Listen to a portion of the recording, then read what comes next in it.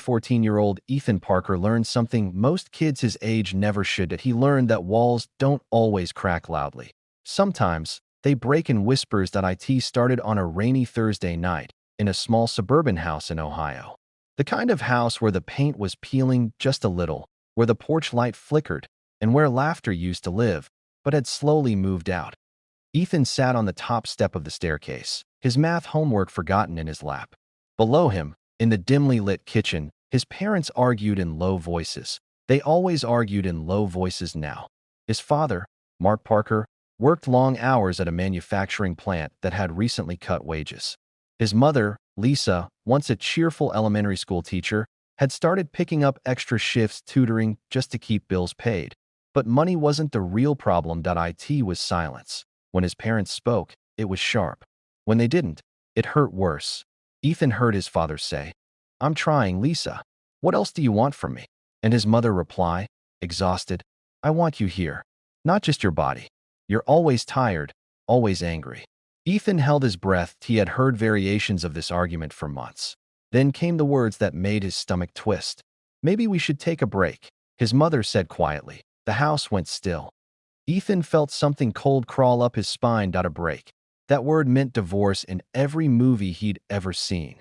That night, Ethan didn't sleep. He stared at the glow-in-the-dark stars on his ceiling, listening to the ticking clock, and made a decision no 14-year-old should have to make. If his parents couldn't fix this, he would try. The plan begins. Ethan wasn't loud. He wasn't popular. He wasn't the kid teachers worried about or praised, but he was observant. Over the next week, he watched his parents carefully. He noticed how his father stared at old family photos on his phone when he thought no one was watching. He noticed how his mother folded laundry slowly now, like she was afraid of finishing too fast. Ethan started writing in a small notebook he kept hidden under his bed. Not homework, a plan. Step 1.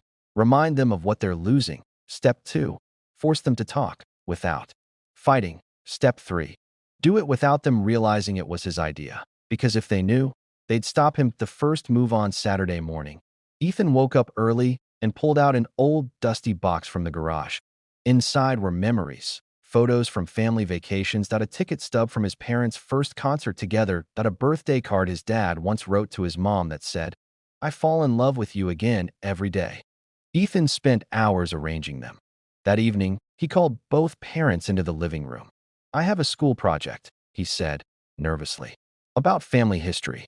They exchanged a tired glance but sat down. Ethan turned on the TV. A slideshow began. Photos flashed across the screen. His parents young and laughing, holding hands, dancing in the kitchen, smiling in ways Ethan hadn't seen in years. Neither of them spoke. Ethan pretended to adjust the remote, hiding the tears in his eyes. When the slideshow ended, his mother wiped her face quickly. "That was nice," she said softly. His father nodded but said nothing. Step 1 was complete. The risky middle step 2 was harder.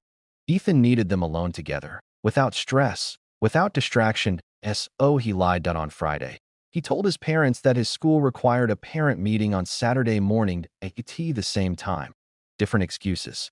Same result. That Saturday, Ethan packed his backpack and walked to the neighbor's house. He left a sealed envelope on the kitchen table. On the front, he wrote, "Please read together."